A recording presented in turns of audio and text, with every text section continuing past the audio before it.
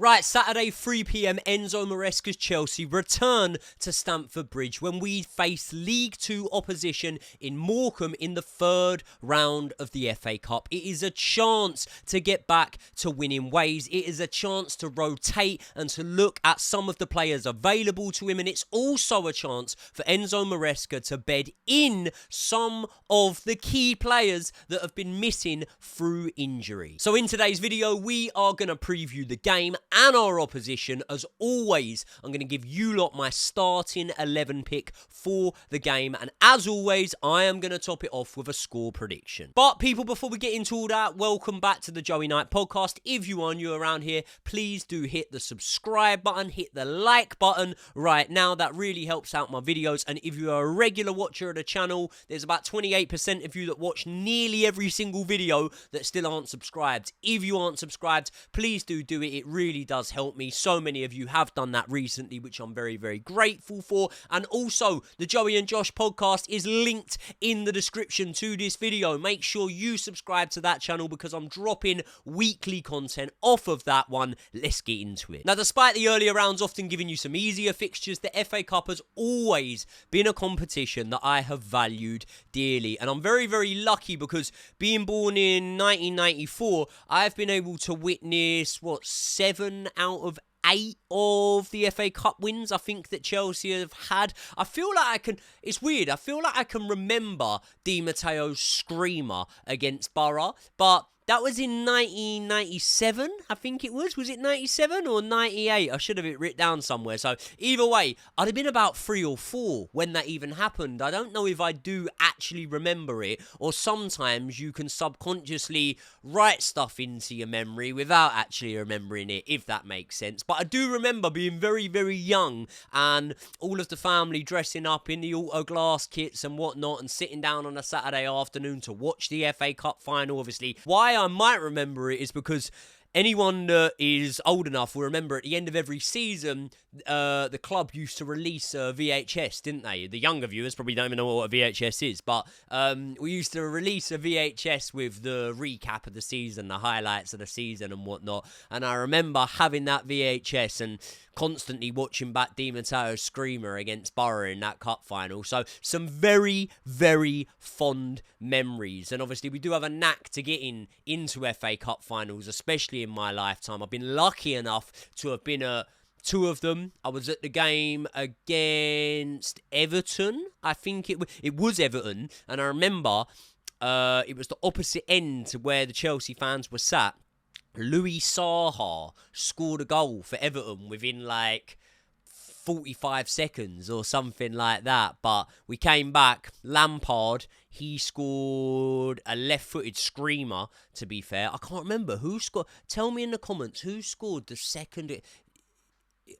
It would have been Drogba. It's a final. It would have been Drogba, wouldn't it? Was it Drogba? I'm sure it would have been Drogba. I remember Drogba scored the free kick in the following final. That was against Pompey, and I was at that one as well. So very, very lucky to have been at a few of these FA Cup finals. But I wasn't at any of the 3 FA Cup finals that we lost, because we got there 3 times in a row, I think it was, and lost each and every time that we got there. So since the last time we won it, which I believe was back in 2017, something like that, we haven't done all that well in this competition. I say all that well, we've got to 3 finals. But it's funny, right? Because when I just touched on that point of Di Matteo scoring in that FA Cup final and whatnot, it's really, really ironic because there's kind of a narrative amongst rival fans and the media that obviously Chelsea were invented in 2003 when Roman Abramovich bought the club. But I don't quite know whether or not that's true, you know, because when you look at it, 6 trophies in 7 seasons before that, including a couple of European trophies as well. So anyway, let's not get into all that. Despite the bad run of form recently, I still think that we're going to finish in Champions League spots this year. I still think we're going to win the Europa Conference League, and I would very much hope that we've got a chance at winning this FA Cup. But stood in our way are the monumental giants of English football in Morecambe FC. So let's take a deep dive into Morecambe. And I've obviously done extensive research upon Morecambe, and upon doing that, I found out they're a lovely little seaside town, not far away from Blackpool. Remember when they had a good little season in the Premier League? Weren't they like top 5 by Christmas or something like that, and then ended up getting relegated? Blackpool, they had a good little run in the Premier League, but Morecambe at this moment in time aren't doing great. We've only played them once, as far as I believe, and we beat them 4-0 in the FA Cup. I think that was 2020, but they're second bottom in League 2, which is the 4th tier, for those of you who don't know, of English football. So they're on track to be relegated at the minute if their form doesn't pick up. I always have a look at these teams, yeah, when we play them, like these random ones that we've been playing in the Conference League and whatnot, and Barrow when we played them in the Cup, and I always have a little look to see if there's any, like, notable players that everyone would know that have played for them, because a lot of the time you'll see, like, you know, players have gone out on loan to different clubs and stuff like that. Look at like Harry Kane. He had about 10 loans, didn't he, before he came good. So I always have a little look to see if there's anyone that we know that might have played for them and whatnot. And I literally couldn't find anyone that has played for the Shrimps. That is their nickname, the Shrimps, Morecambe. Don't know why. Probably because they're a seaside town. Listen, to be honest, I know fuck all about Morecambe. The only thing I know about Morecambe is that Tyson Fury comes from there. And that isn't really Chelsea related. So we might as well just get on to Chelsea here, mightn't we? And we really need a win in this one. Enzo Maresca needs a morale boost, I think, from some of his players. And do you know what, right? There's been a lot of debate and there's been a lot of critique coming from myself as well over Enzo Maresca's reluctancy to use his substitutes. And part of me feels like, yeah, it's a tactical thing and he makes his substitutes too late during the games. And part of me thinks that maybe he's not allergic to making substitutes. Maybe he looks at that bench and he thinks, do you know what? I don't actually trust a lot of you lot. And you could give examples like Nkunku coming off the bench against Bournemouth and scoring us the winner. Jadon Sancho coming off the bench, I think, in that same match and playing really well. And there have been examples of players coming off the bench and doing a good job. There's also been a lot of players that have been brought on as sort of impact subs that haven't done a job for Enzo Maresca. So trusting those players is something that I can't wholeheartedly say that I believe he does. However, to build bonds, relationships, and to put trust in players, you must utilise them. You must use them. So I think that when you see my lineup in a sec, you'll see that I've gone with 1 or 2 players that I think that Enzo Maresca maybe needs to give a bit more of an opportunity to, because then... But just quickly, do you like betting and winning on the football? Do you like getting odds boosts so you can win even more? Well, then this is your lucky day, because my favourite channel sponsor, Stakemate, has just released their new feature, Mate Boost, where you can bet together with your mates, and if you do, you can get even better odds than if you did it by yourself. But what is Stakemate, you may be wondering? Well, this review on the App Store will explain it way better than I ever could. This app is as if Bet365 and Snapchat had a baby. Great sportsbook and just a great way to group chat with the lads. With Stakemate, you can bet together with your mates in the group chat and get boosted odds every single time. All you have to do is sign up to Stakemate and round up the lads to get in on the bet. The bigger the group, the bigger the odds boosts. But that is not all, because Stakemate have also set us up with the exclusive Joey Night Squad, where you can chat with the big dog and I. We compare bets, we talk about the weekend's football, and we chat in general. All you need to do is click the link in the description. That will take you to the Stakemate app. You need to download it. Once you're in, you need to hit the groups, and then at the top left-hand side of the page, hit the invite code. The invite code is JOEYK. Once you have done that, you will officially be a member of the Joey Night Squad. Loads of you are already in there, and we've all been chatting, so hurry up, because you are missing out if you're not. And not only are we chatting, we are already winning. Not myself, unfortunately, but Majid has just won 92 quid, which he slapped into the chat. And remember, you are able to copy some of these winning bets yourself. And talking about winners, it is the FA Cup weekend, which always brings up a few upsets, and here is my accumulator for it. And speaking of upsets, I'm going to start off by backing one. I fancy Norwich to get the win against the odds against Brighton. Then I'm going to back Sunderland to beat Stoke. Then I'm going to back the club that is actually closest to my house in Sutton United to get the away win. And of course, no bet would be a proper bet without putting the boys in there. Chelsea are obviously going to beat Morecambe. And by placing just a fiver on that bet at the time of recording, I stand to win £197. Now, if I just place that as my own bet, I get odds of 19.2. But if I place it as a group bet, I get odds of 20.2, which is, of course, what I'm going to do. So now I'm going to go into my bets, and then with just one simple tap, I'm going to share the bet in to the Joey Knight squad. And you're welcome to copy that bet yourself, and hopefully we can win some money together. And there's over 100 of us now in that chat that are constantly talking and betting on the football regularly. And if that's not good news enough already, Stakemate have got some really good new features that they are bringing to you lot. Because when you click the link in the description and download Stakemate for the first time, you will get £20 in free bets when you bet just a tenner. And they're offering even more bonuses as you play. So remember to download Stakemate today by clicking the link in the description. But please remember, you do need to be 18 years old or over. You need to be living inside the UK. And most importantly, we all need to remember to gamble responsibly. He might be able to put his trust in those players when times are hard and when we need to bring in reinforcement off the bench, not only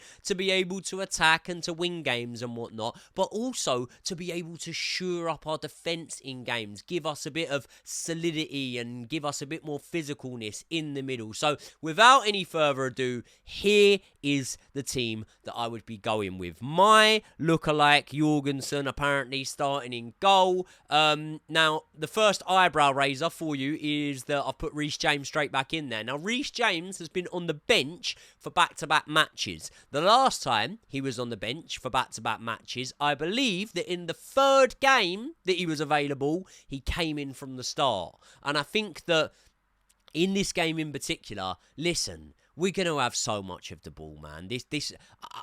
I don't want to jinx it. It should be an absolute walk in the park for us, this match, realistically, shouldn't it? So I think that having Reece James in there from the start isn't really going to be the worst thing ever, is it? If he's fit enough to be on the bench for matches, I believe that he's fit enough to get some minutes. And if we have him on and we bring him off at half-time, that's completely fine. That's absolutely fine. We're not bringing him into a massively high-pressure scenario and environment and whatnot. And obviously, we have to manage Reece's minutes, so I wouldn't give him more than 45 minutes, 50 minutes tops. But I would probably start him from the start of this game. I think he's one of our more senior figures. Now, along the back line, we're short of options, aren't we, really? I've gone with Disasi and Tosin Adarabioyo, and then obviously Renato Vega at left back. Do I expect that to happen? Probably not, to be honest, because I haven't seen a lot of Renato Vega recently, and, you know, varied reports are to be believed. I don't know whether there's been a fallout, but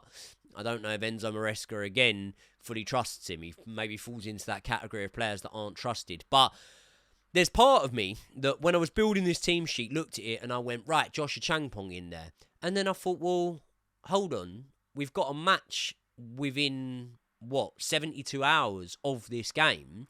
And when I look at Tosin Adarabioyo, when I look at Disasi, who are our other two options alongside Levi Colwell, I think that I would rather give Joshua Changpong the minutes in that match. I'd rather start Joshua Changpong.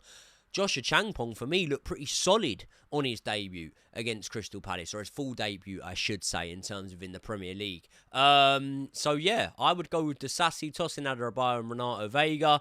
That's not, you know, a strong backline on form for us at the minute. But at the same time, we have to go down about near on 100 positions to even reach Morecambe. Do you know what I mean? In the Premier, in the English Football League table. So it should be strong enough to be able to beat Morecambe, in my opinion. Now, Raksaki in the middle. He played in the Europa Conference League. What match was it? Was it Shamrock? No, I think it was Astana. It was Astana away when it was freezing cold. I really rated him. I thought he was really good. Defensive midfielder. I think he does his job. I think he gets about. I think that he can offer us something along the same lines and maybe a similar sort of quality to what Ugachukwu did last season at this moment in time. So I'd be very eager to give him a start. I don't don't know whether they're going to start Cesar Casadei, because when you look at Casadei, he's in a bit of a transfer embargo at the minute. Apparently, there are a couple of Italian clubs in for him,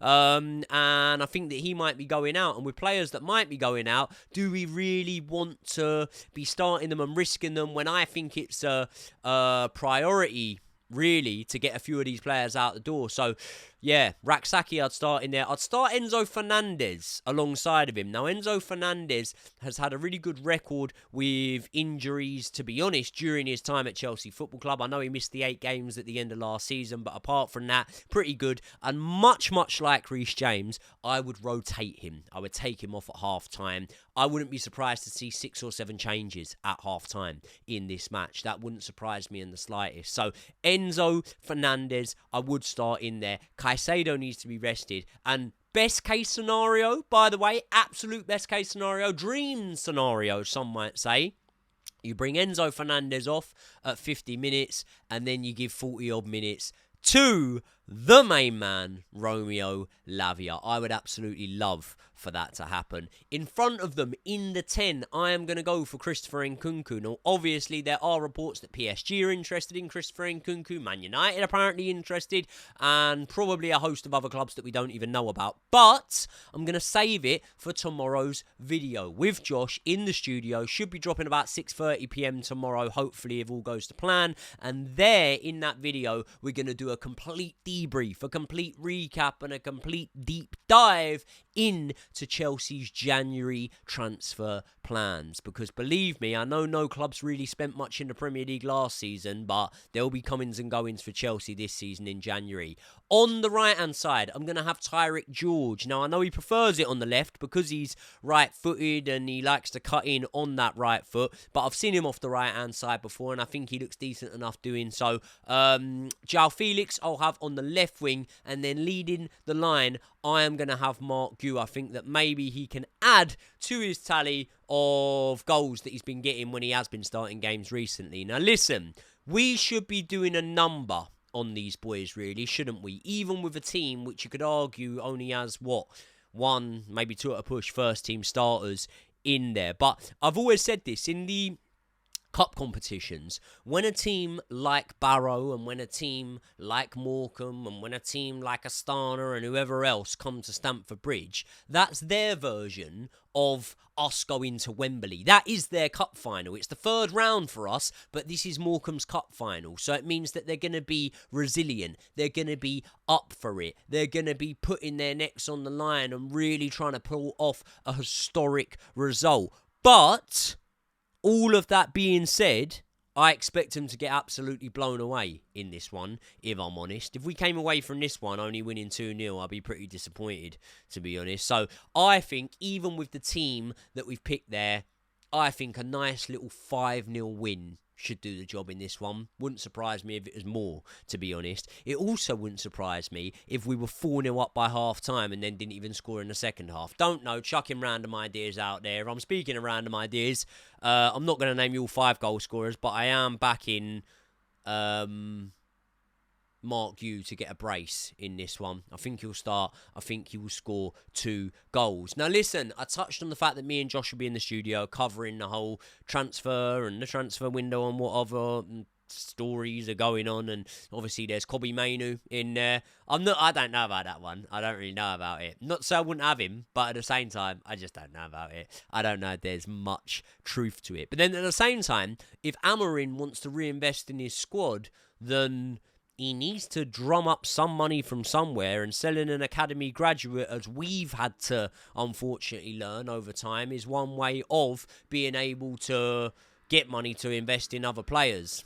I wouldn't back Man United's ability to invest better in a new player than they've got in Kobbie Mainoo. I really rate him. I think he's great. So, yeah, I would have him at Chelsea. But we'll dive deeper into that in the transfer episode. So keep your eyes peeled. But even if you don't keep your eyes peeled, just hit the bell, because then you get a notification for when we go live with that video, which, as I say, will be around 6:30, 7 p.m. tomorrow night. So as you sit down to eat your supper or your dinner or your tea or whatever you call it, you can watch mine and Josh's podcast. People, let me know your thoughts on the match in the comment section below. Let me know what players that you want to see start that I either have named or I haven't named. There might be a few academy graduates that you want to see in there from the start. I'm interested to hear all of your guys' thoughts. Much love. I will see you in tomorrow's video, and then the Morecambe. I'm going to the Morecambe match, to be fair, so the Morecambe preview might be one that I'm hanging the next day for, if I'm honest. Might not get it out that night, but